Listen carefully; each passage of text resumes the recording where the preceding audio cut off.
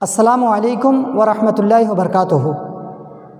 আহলে সুন্নাতুল জামাতের প্রায় উলামায়ে কেরাম বলে থাকেন যে অমুক মৌলানা বা অমুকরা নবীর দুশমন, এমনি বলে না, সকলে না, কিন্তু বেশি এরকম আছে। আপনি দেখবেন, আপনাকে আগে হাদিসটা আমি বলে দিই কি নবীর উপরে কত দুশমনী, নবীর উপরে কত শত্রুতা মনোভাব চিন্তা করেন।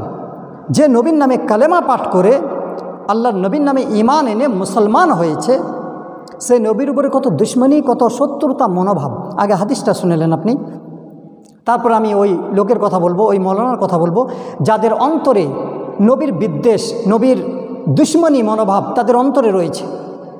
অথচ আল্লাহ নবী বলেছেন, বুখারী শরীফ 15 নম্বর হাদিস, কোনো ব্যক্তি অতক্ষণ পর্যন্ত প্রকৃত মুমিন মুসলমান হতে পারবে না যতক্ষণ না নিজের মায়ের, নিজের পিতার, নিজের সন্তানাদি, নিজের স্ত্রী, সকল চাহনেওয়ালাদের চেয়েও বেশি আল্লাহ নবীর ভালোবাসা না অন্তরে থাকবে, কোনো ব্যক্তি মুমিন হতে পারে না। এটা বুখারী শরীফের হাদিস। কিন্তু তারপরেও কিছু আলিমকে আপনি পাবেন তাদের অন্তরে নবীর বিদ্বেষ, নবীর উপরে দুশমনী মনোভাব কত আছে আপনাকে আমি বলছি। তার পূর্বে হাদিসটা আগে শুনেলেন, নাই বলবেন নিজের মন গড়া কথা বলছে।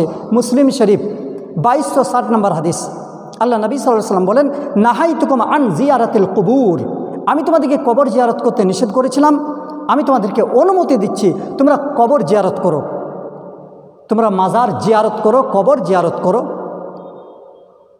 তাহলে বোঝা গেল যে কবর জিয়ারত করার অনুমতি আল্লাহ নবী সাল্লাল্লাহু আলাইহি ওয়াসাল্লাম দিলেন। মুসলিম শরীফ 2260 নম্বর হাদিস, নাহাইতুকুম আন জিয়ারাতিল কুবুর ফাজুরুহা। এছাড়াও আরও হাদিস আছে, মুসলিম শরীফ 2259 নম্বর হাদিস, আল্লাহ নবী সাল্লাল্লাহু আলাইহি ওয়াসাল্লাম বলছেন, আমি আল্লাহর কাছে অনুমতি চাইলাম মায়ের কবর জিয়ারতের জন্য, আল্লাহ সুবহানাহু ওয়া তাআলা আমাকে কবর জিয়ারত করার অনুমতি দিলেন। তারপর আল্লাহ নবী সাল্লাল্লাহু আলাইহি ওয়াসাল্লাম আরও বলেন, মুসলিম শরীফ 2257 নম্বর হাদিস, যে যখন কোনো কবরস্থানেতে যাবে, মমিন মুসলমান যেখানে কবরস্থান আছে ওখানে যাবে, তখন তাদেরকে সালাম দাও, তাদের জন্য রহমতের দোয়া করো, তাদের উপরে শান্তি বর্ষণ হোক এর দোয়া করো, তাদের উপরে যেন আল্লাহর রহমত বর্ষিত হয় দোয়া করো। আসসালামু আলাইকুম ইয়া আহলাদ দিয়ারে মিনাল মুমিনিনা ওয়াল মুসলিমিনা ইন্না ইনশাআল্লাহ লালাহিকুন। আল্লাহ নবী সাল্লাল্লাহু আলাইহি ওয়াসাল্লাম বলেন যে তোমরা কবরস্থানে যে মাইয়াতের জন্য দোয়া করো, তাদের জন্য রহমতের, শান্তির প্রার্থনা করো আল্লাহ সুবহানাহু ওয়া তাআলার কাছে।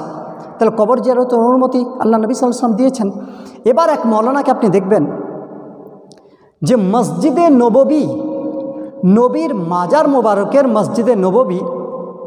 মসজিদে নববীর বারান্দাতে দাঁড়িয়ে হাজিদেরকে নসিহত করছে যে তোমরা যখন মদিনায় আসবে তখন তোমরা নবীর কবর জিয়ারত করব, নবীর মাজার মোবারক জিয়ারত করব, নবীর রওজা মোবারক জিয়ারত করব, এই নিয়ত করে এসো না কেউ। তোমরা আসবে যে মসজিদে নববীতে নামাজ আদায় করব। নবীর কবরের নিয়ত করে, আল্লাহ নবী সাল্লাল্লাহু আলাইহি ওয়াসাল্লামের কবরের জিয়ারত করার নিয়ত করে কখনোই আসবে না।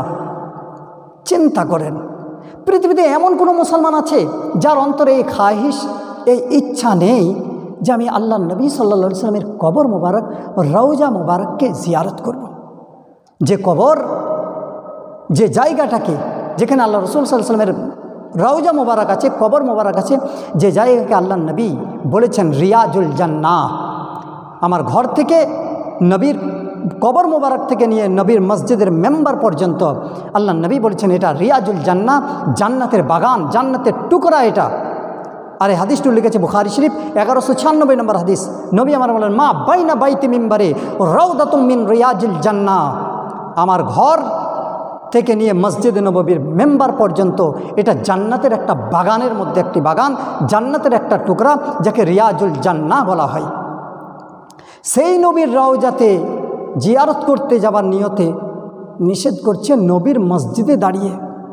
চিন্তা করেন, কারণ রিয়াল খাচ্ছে, হারামের টাকা খেয়ে যাচ্ছে, আর আল্লাহ নবীর মাজার জিয়ারতের জন্য এই ভাষা ব্যবহার করছে, নবীর মাজার জিয়ারতের জন্য এসো না। আচ্ছা, এটাই যদি মাসালা হয়, এটাই যদি ইসলামের ফতোয়া হয়, তারপরেই ওই মৌলানাই, রিয়ালখোর মৌলানাই আবার বলছে আজ আমি কবরস্থানায় এসেছি জিয়ারতের উদ্দেশ্যে। চিন্তা করেন, আল্লাহ নবীর মাজার মোবারকে, কবর মোবারকে, রওজা মোবারকে যেতে নিষেধ করছে, তারপরেও বলছে যে আমি আজ কবরস্থানায় এসেছি জিয়ারত করার উদ্দেশ্যে, জিয়ারতের নিয়তে। কিন্তু নবীর মাজারে, নবীর রওজাতে জিয়ারত করার উদ্দেশ্যে যেও না। আপনাকে কি লাগছে না যে এটা নবীর উপরে দুশমনী, শত্রুতা মনোভাব? এটা ইসলামের বিধান। হজরতে আলী রাদিয়াল্লাহু তাআলা আনহু যখন সফরে বের হতেন আগে নবীর মাজার মোবারক জিয়ারত করতেন, মসজিদে নববীতে 2 রাকাত নামাজ আদায় করতেন, তারপরে যেতেন। আবার এসে পরে আগে মসজিদে নববীতে আল্লাহ নবী সাল্লাল্লাহু আলাইহি ওয়াসাল্লামের কবর মোবারক মাজার মোবারক জিয়ারত করতেন, 2 রাকাত নামাজ আদায় করতেন। নবীর মাজার মোবারক সেখানে যেতে নিষেধ করছে। তারপরে আরও শুনতে পাবেন যে নবীর রওজা মোবারকের দিকে হাত তুলে দোয়া করো না, কাবার দিকে মুখ করে হাত তুলে দোয়া করো। কিন্তু যখন ওখানকারই কোনো বড় আলিম উলামা মুহাদ্দিস তারা যখন নবীর মাজারে যে পরে হাত তুলে দোয়া করছে, নবীর মাজারকে সামনে রেখে নবীর মাজারে নবীর রওজা মুবারকে দরুদ ও সালাম পাঠ করছে, আসসালাতু ওয়াসসালামু আলাইকা ইয়া রাসূলুল্লাহ, আসসালাতু ওয়াসসালামু আলাইকা ইয়া হাবিবাল্লাহ, আর তারপরে নবীর রওজা মুবারকের সামনে দাঁড়িয়ে হাত তুলে দোয়া করছে, তখন তাকে নিষেধ করছে না। তখন আর কোনো মাসলা মাসাইল নেই। কেন? বেতন কমে যাবে, হারামের টাকাটা কম পাবো যে। তাই মানুষের মধ্যে মানুষকে বোঝাও যেন নবীর উপরে হিংসা বিদ্বেষ কত থাকলে এরকম মসজিদে নববীর বারান্দাতে দাঁড়িয়ে বলতে পারে। ভিডিওটা দেখেন। আর নবীর রওজা মুবারকে হাত তুলে দোয়া করছে, এরও ভিডিও দেখেন। मदीना मुनव्वरा आने वाले तमाम भाइयों से गुजारिश है कि जब आप मदीना तशरीफ लाएं तो आपकी मदीना आने का मकसद रसूलुल्लाह सल्लल्लाहु अलैहि वसल्लम की मस्जिद में नमाज पढ़ना हो। ये चीजें खर्चित न करें कि मैं मदीना इसलिए जा रहा हूँ कि रसूलुल्लाह सल्लल्लाहु अलैहि वसल्लम की कब्र की ज़ियारत करूंगा, बल्कि आप मस्जिद रसूलुल्लाह सल्लल्लाहु अलैहि वसल्लम में नमाज पढ़ने के लिए आज एक कब्रिस्तान में की ज़ियारत करने के लिए आया हूँ। कब्रिस्तान में की ज़ियारत करने के लिए